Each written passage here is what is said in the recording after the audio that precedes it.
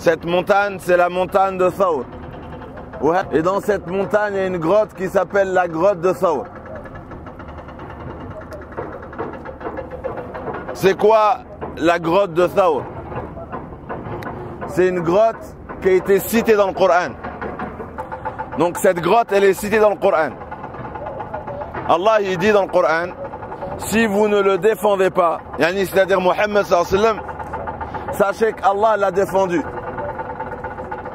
Lorsque les non-croyants l'ont chassé de Mecca, lorsqu'il est venu se réfugier dans la grotte, lorsqu'il a dit à son compagnon, ne crains rien, Allah est avec nous.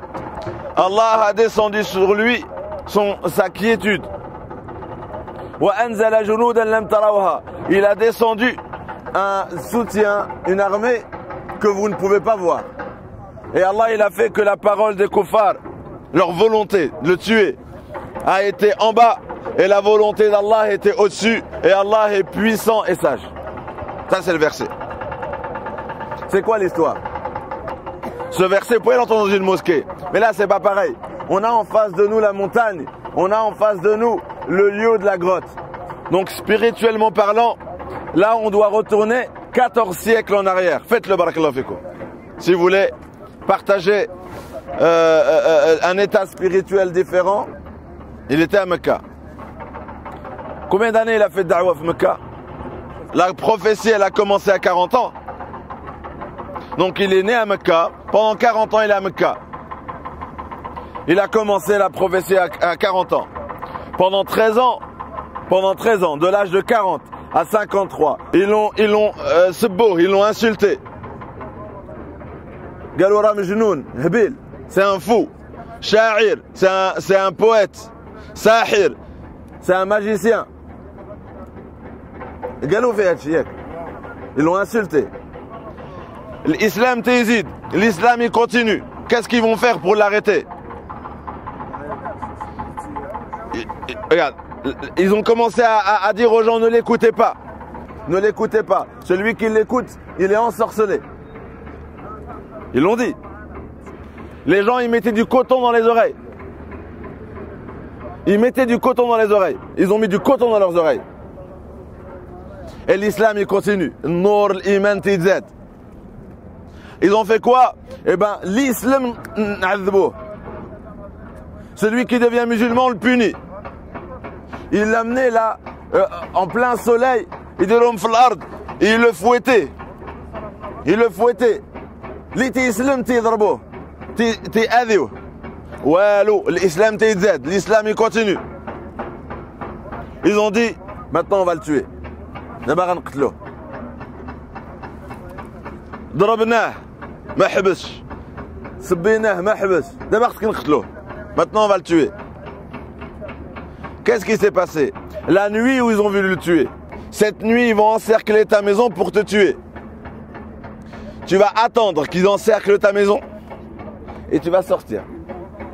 Parce qu'Allah, il voulait leur montrer que même si là il est là au milieu et vous êtes autour de lui, vous n'allez pas réussir. Parce que j'ai pas envie. Allah, il aurait pu, avant qu'ils arrivent, un jour avant, Allah il sait tout. Un jour avant, il part. Non, Allah, il voulait montrer un miracle. Allah, il a fait descendre sur eux le sommeil. Allah, il voulait montrer, ah, c'est moi qui commande. Ntouma, vous êtes là à attendre pour le tuer. Allah, il les a endormis. Après, le prophète, sallallahu alayhi wa sallam, il a pris de la terre. وقرأ وجعلنا من بين أيديهم سدا ومن خلفهم سدا فأغشيناهم فهم لا يبصرون. Et après, il est venu un par un در عليهم التراب فوق الراس باش يوريهم راني جيت حداكم. Chaque sabre a vu du poison. Hein? Chaque sabre a vu du poison. Ah, مسموم بغاو يقتلوه. Ça juste tu touches un peu bah. كان الهدف de un coup il meurt.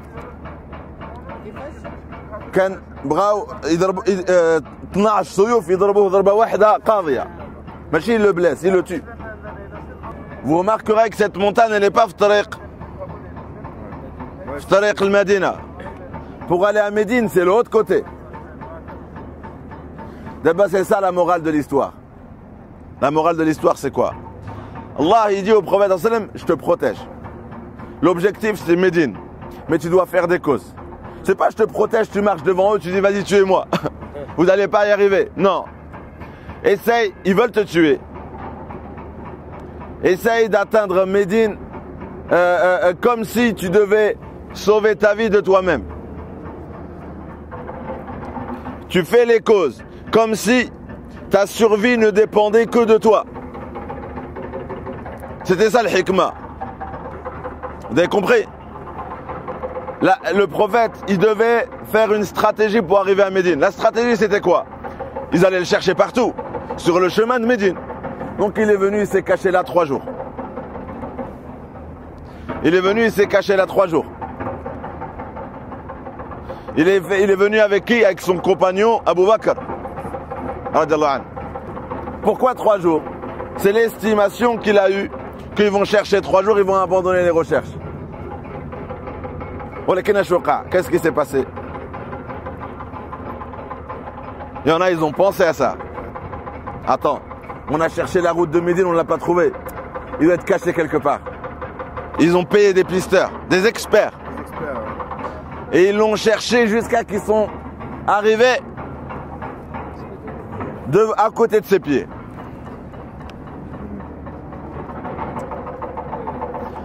Vous comprenez ce miracle. Il a fait ce qu'il pouvait pour épargner sa vie. Ils sont arrivés à côté de lui. Là, il est dans la grotte avec Abu Bakr accroupi. Abu Bakr, maintenant, il voit les pieds des kuffars. Il les voit. Il a eu peur. Khaf. Il a eu peur. Est-ce qu'il a eu peur pour sa vie? Il n'a pas eu peur pour lui. Il a eu peur pour le prophète sallallahu alayhi wa sallam. Donc, qu'est-ce qu'il a dit? Ya Rasulallah, law nadhara ahaduhum ila qadamayhi la absarana. S'il y en a un, il regarde vers le bas, il va nous voir. Il avait juste à regarder en bas. Il va nous voir. Il lui a dit quoi, le Rasul sallallahu alayhi wa sallam? Il lui a dit ma dhannuka bithnayn Allahu thalithuhuma. Que penses-tu de 2 personnes qu'ils ont avec eux comme 3e Allah? Allah il est avec nous. Si Allah, même s'ils sont à côté, il veut pas qu'ils nous regardent, ils ne nous regarderont pas. C'est Allah qui commande. Tu cherches tes clés, ils sont là. Hein? Il y en a, il met ses lunettes là. Sont mes lunettes, ils sont là tes lunettes. Eux ils cherchent le prophète, il est là et ils le cherchent partout. C'est ce qu'a dit Allah dans le Coran. Et maintenant comprenez comment fonctionne l'islam. Vous savez, si on est là aujourd'hui, c'est pas uniquement pour faire l'umrah, c'est pour essayer de partir avec la lumière de l'islam. On part avec la lumière de l'islam. La lumière de l'islam, Allah il dit, même si vous n'étiez pas là pour les défendre, Mohammed sallallahu alayhi wa sallam, pour le défendre des kuffars, et bien Allah il dit, moi j'étais avec lui. Et moi je suis avec ceux qui défendent ma religion. Après Allah il dit, j'ai descendu mon soutien. Et c'était quoi son soutien? Le soutien d'Allah? C'était quoi le soutien d'Allah? Il a rapporté l'histoire de l'araignée. Une araignée, elle a mis une toile. Il a rapporté l'histoire de l'oiseau. D'accord? C'est pas des hommes qui l'ont défendu. Non? Voilà. C'est pas des hommes qui l'ont défendu. C'est ça qu'Allah veut montrer. Comme avec la Kaaba. Une armée d'éléphants, il voulait la détruire. Allah il a envoyé des oiseaux. Est-ce qu'Allah il peut nous défendre? Il peut défendre n'importe qui d'entre nous à partir de rien. Allah il est capable. Mais la condition c'est quoi? In tansurullaha yansurkum. Consacre ta vie à témoigner de la religion d'Allah. Et Allah il protégera ta vie, il te protégera afin que ce témoignage puisse rester visible devant les hommes. Tu veux qu'Allah il défende dans ta vie? Sois témoin de la lumière de l'islam dans ta pratique. Et Allah, parce qu'il veut que les gens y voient cette lumière, Allah il va te protéger, il protégera ta vie. Sinon, si ma vie, j'incarne pas l'islam, si j'incarne pas la lumière d'Allah sur terre? Pourquoi je serais si important pour lui alors que j'incarne le mal? Je suis l'incarnation du mal. Pourquoi il me protégera? Au contraire, qu'est-ce qu'Allah il dit? Au contraire, qu'est-ce qu'Allah il dit? Que celui qui n'incarne pas sa religion ne devrait même pas exister. Ne devrait même pas exister. Voyez? Donc, rappelez-vous que c'est la grotte où le prophète sallallahu alayhi wa sallam s'est caché lors de l'Hijra quand il a quitté Mecca pour aller à Médine. Et que les kuffars ils sont montés jusqu'en haut. Ils sont arrivés à côté de lui. Et Allah Azza wa Jal, pour nous raconter cette histoire, Allah il l'a protégé lui-même. Il n'y avait personne pour le protéger, mais Allah il était là, oui. Celui qui est au service de son frère, Allah Azza wa Jal sera son service.